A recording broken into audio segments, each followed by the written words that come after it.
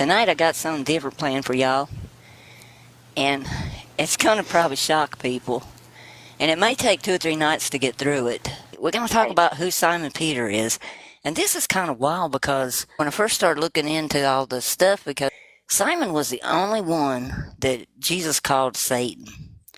And Simon did some really bizarre stuff. When you really get to looking at him, there's a lot going on with Simon Peter.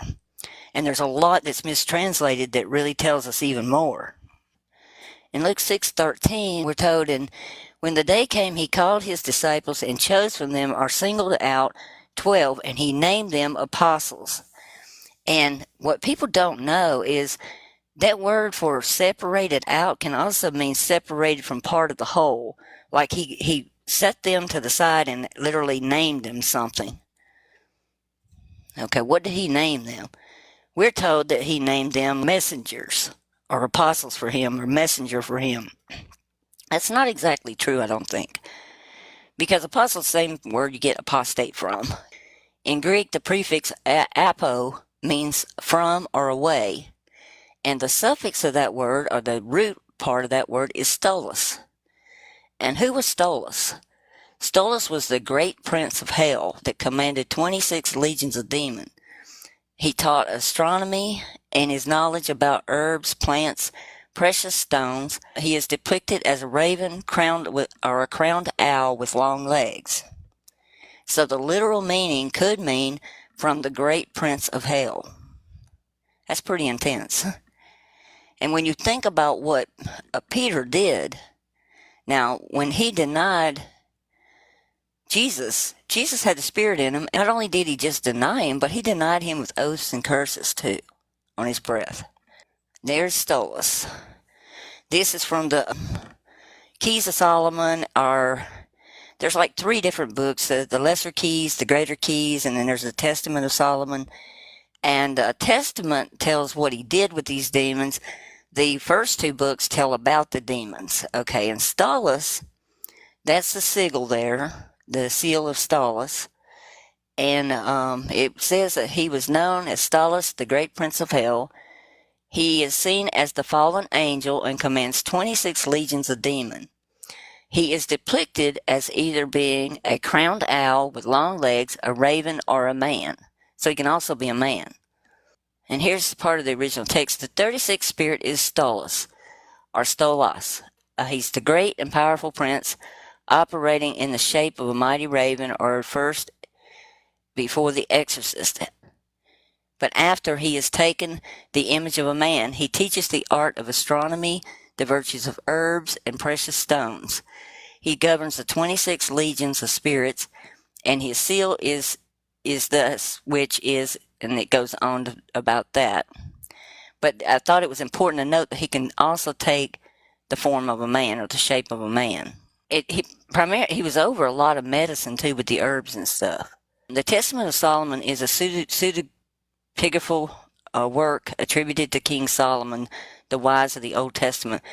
It was written in first-person narrative, and the book tells the story of the creation of the magical ring of King Solomon, and how Solomon's ring was used to bind and control demons, including Beelzebub. And this is important too, because Beelzebub is mentioned several times in the New Testament, one in Mark 3.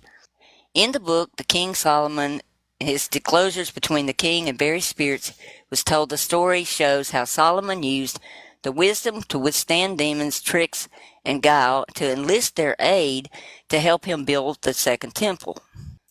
When we look at Mark 3:13-21, then he went up on the mountain and he summoned those he wanted, and they came to him. He also appointed 12, and he named them apostles to be with him, to send them out to preach, and they have authority to drive out demons. He appointed these 12. To Simon he gave the name Peter, and I'm going to show y'all later on how Peter is mentioned in the Old Testament. We never see it, but it is in there in the Hebrew. And to James, and it says the son of Zebedee.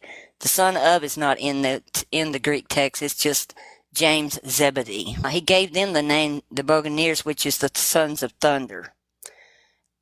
Andrew, Philip, Bartholomew, Matthew, Thomas, James, and then there's another son of that's not in there, Arpasus, Anthias, Simon the Zealot, and Judas Iscariot, who also betrayed him. And this is the interesting part. Then when he went home, the crowd gathered again, and they were not even able to eat. So it upset them so bad that he did this, they weren't even able to eat. And when his family heard this, they set out to restrain him because they said he's out of his mind. So they literally thought that Jesus was out of his mind when he named them apostles. So that tells you right there the definition of apostle we have is not what we think today. And when it goes on down in Mark 3, it says, "And the scribes which came down from Jerusalem said, He hath Beelzebub, and by the prince of devils does cast out devils."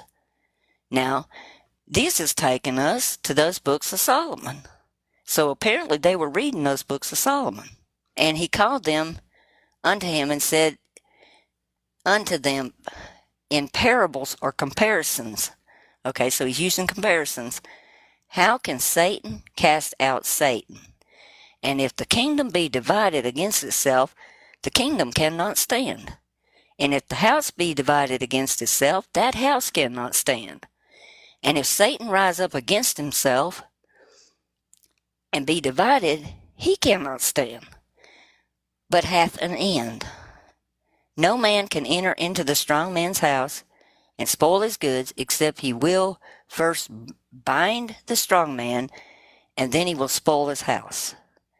Verily I say unto you, all sins will be forgiven unto men, sons of men, and the blasphemies wherein soever they shall blaspheme. But he that shall blaspheme against the Holy Spirit shall never have forgiveness, but is in danger of eternal damnation, because he has said he had an unclean spirit." So he's defining that for us. He's saying because he said that Jesus had an unclean spirit, they won't be forgiven. And then it goes on into a part about his mothers and his brothers. And this is interesting too, because he said, "Then came the brethren and his mother, standing without, and sent unto him, calling him. And the multitude sat about him, and they said, Behold, thy mother and thy brother without seek of thee. And he answered them, saying, Who is my mother? Who is my brethren? And he looked around on them, and they sat about him, and said, Behold, my mother and my brethren. For whosoever shall do the will of God, the same is my brother and my sister and my mother." So the ones doing the will of God are the ones that are his. I want to cover this real quick because this is the legal definition we have. It's a messenger, an envoy, or a delegate for the apostles. But if that was the case, the people wouldn't have thought he was out of his mind just because he named them that. But it can also mean one commissioned by another to represent him in some way. This is how grave and bad what Peter did was. It's like, now Peter was sitting, this is in Matthew 26, 69 through 75. Peter was sitting outside the courtyard, and one of the servant girls came to him saying, You also were with Jesus of the Galilean. But the one denied in front of everyone, saying, I do not know what you're saying. So that's your first denial. But the one denying in front of everyone, saying, I do not know what you're saying. And he, having gone out of the gate, another saw him, and said to him, This one was with Jesus the Nazarene. And again he denied it with an oath, I do not know that man. And having come after a little while, the one standing there said to Peter, But you also are one of them, for even your speaking makes you evident. And he began to curse and to swear with an oath that I do not know that man. And immediately the rooster crowed, and Peter remembered the words that Jesus had spoken to him, that before the rooster crows, you will deny me 3 times. And having gone outside, he wept bitterly, because he knew it was over at that point. Because that was the unforgivable sin. He knew he had just committed it. And it says in Matthew 10:31, indicate that Peter's sin was deadly. Whoever disowns me before others, I will also deny before my Father in heaven. And interesting enough, even AI agrees with my take on some of this. Simon is vastly connected to the word Shema, which is in Deuteronomy, where they say the Shema, Israel being one and all this stuff. Simon, in the book of Genesis, Lee names her son Simon because the Lord heard, or Shema, that she was hated, and implied that the name meant he heard, or one who has been heard. Etymology highlights the dual nature of Shema. It's a Hebrew word meaning hear or listen, and Simon is derived from Shema, meaning he heard, or one who has heard. So his name is connected. Now I went to Abram Publishing and I looked there too, and they have the same thing. They say the same thing. And also interesting historical documents about what happened. Simon, son of Joseph, was a former slave of Herod the Great, who rebelled and was killed by the Romans sometime after Herod's death in 4 BC. Some have identified him as possibly being the Messiah of Gabriel's revelation. But when you read Josephus, there was one Simon, they said, this man elevated at a disorderly state of things, and was so bold as to put a diadem on his head and declare himself king. And I believe that's what happened. I think that's how Peter became the first pope. And he was said to do all kinds of weird things, like fly through the air to save himself and stuff like that. He did all kinds of strange things. And everybody's going to say that's Simon Magus, but I think they're one and the same. Because Simon was always about, what's in it for us if we do this for you? If we follow you, what's in it for us? And then we have statements by Jesus. In John 6:70, Jesus answered them, did I not choose you, the 12, yet one of you is the devil? In John 13:2, and supper having occurred, the devil having put already in the heart of Judas, and we have son of Simon. Son of is not in the Greek manuscripts. You can go check it, but it's not there. It literally reads Judas Simon Iscariot, that he should betray him. It tells you who's going to betray him. And Judas and Judah are the same words in both Hebrew and Greek. So it could literally say the heart of the Judean Simon Iscariot, that he should betray him. So I think there's been a lot of monkeying around with this stuff. And you can see what's going on in Rome, even today. There sits Peter on his chair as a statue, and they dress him up, and they have a holiday to him, and he has the diadem on. And that little horse-shaped looking thing there, that's at the main four-horned altar. That's the primary focus of the whole church. And that is Peter's altar. And underneath down there, in that horseshoe area that's dug in, is where he is buried. There's that's a picture of the actual, where you can look through the glass and see his bones and stuff. They have the chains hanging there too, that supposedly he had when he was incarcerated after Jesus died in Acts. And this is the main focal point of the church. Bernini was commissioned to create this large bronze throne, which is raised up high with 4 loping supports and held effortlessly and it's got the doctors of the church, they call them, holding it up. And it has a big old round stained glass thing that looks like a jasper up above it.